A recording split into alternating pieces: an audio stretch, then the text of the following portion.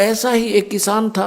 अब उसके पास परमात्मा गए और उसे राम रमी करी, क्योंकि पिछला संस्कार जो होता है उसमें गुण होते हैं।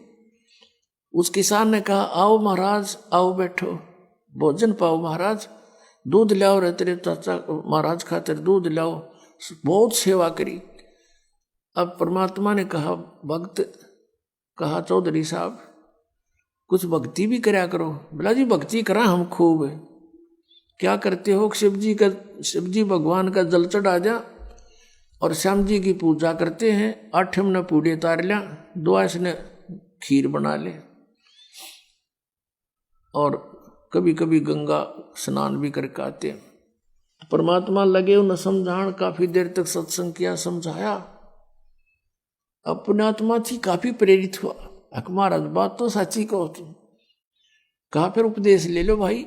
अकना अभी नहीं, अभी तो बालक छोटे छोटे हैं, इनको कुछ इनकी विवाह कर दूं और ये काम संभालने जोगे हो जाए महाराज जी, फिर पक्का नाम ले लूंगा। परमात्मा चले गए, साधु रूप में थे। बालक भी विवाह कर दिया बच्चों का, वो सारा कारोबार भी संभाल रहे हैं और पोता पोती भी हो रहे हैं। तब परमात्मा गए, अक भाई भगत अब तो आजा मेरी शरण में। ने बोला, महाराज जी तू अच्छा पीछे पड़ा, मेरे छोटे छोटे पोता पोती हैं, बच्चे खेतों में काम करें, इन बालका ने कौन खिलावेगा? इब नहीं माड़े ये बालक ठीक हो जाने दे, पोते पोती माड़े बड़े हो जा थोड़े से, फिर आना। अब वो फिर गए परमात्मा। 5-7 वर्ष के बाद बूढ़े की टिकट कटी पाई, वो मर लिया। अब क्या देखा कि वही व्यक्ति अपने ही घर में बैल बनकर आ रहा है और पुत्र उसने हल में जोड़ रहे। वहां पहुंचे परमात्मा। अब वो बच्चे जाने थे महाराज को कि आओ महाराज जी आगे। कहा गया भाई, बोला भाई डटिए, 1-2 बात कर लो तेरे पिताजी तय। वो बच्चा बोला, जी पिताजी की तो मृत्यु हो ली। बोला भाई, वो परमात्मा बोले मुझे मालूम है।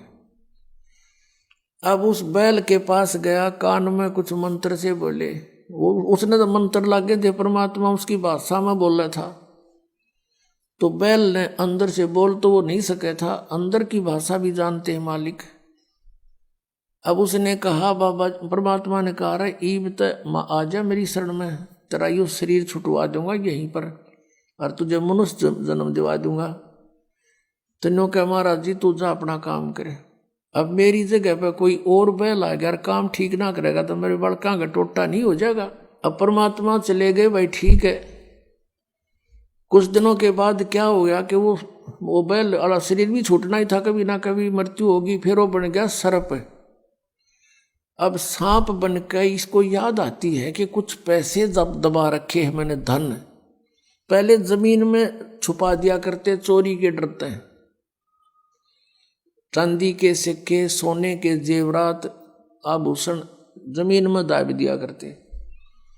बूढ़ा मर जा बतान पावे को नहीं, फिर वो सर्प बनकर आया करे, रह गए उड़ा डो गए, हमारा सर्प आवे है। वो सर्प थारा है कि में लग गया होगा पिछला संस्कारी को, दाब रहा होगा 500-200 रुपये की तक कौन में उन्हें ढूंढता फिर। अब वो सर्प बनकर आ गया। वो जो ही सर्प बनकर घर में घुसा, बच्चा ने पता लग गया, उसके मारे लठ वो डंडे डंडे मारने लगे। इतना मोरी में निकल के और बाहर उसका जंगल सा था, उसमें खिसक गया और वहां पड़ा पड़ा कर रहा है सांप। अच्छे डंडे लाग रहे, उसकी सांकड़ी गई टूट।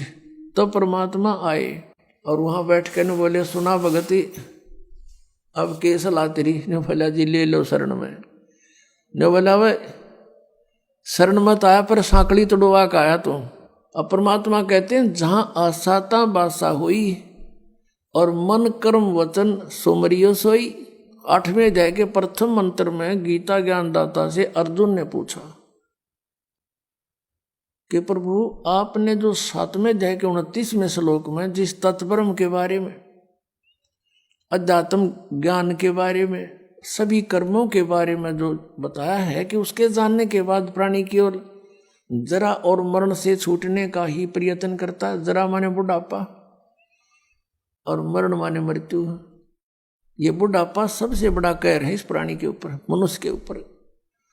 अपने अपतमाओं कदे बूढ़े बूढ़े घबरा जा, अब घबराइयो ना तुम, क्योंकि ईब मालिक का नाम लिए पाछे आपको इतना सारा न लगा, सतकर मान लियो, आपको पता भी नहीं चलेगा ये बुढ़ापा है या आप युवा हो।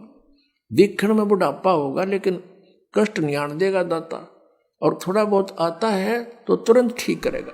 कति ये गारंटीड बात समझ लेना। इस जब पूरी मर्यादा में आप रहोगे, ध्यान से भक्ति करोगे, और वृद्ध अवस्था में आदमी घनी भक्ति करेगा। उसने तो अपना धरा दिखा है टाइम की भाई के बरा कब बात बन जा।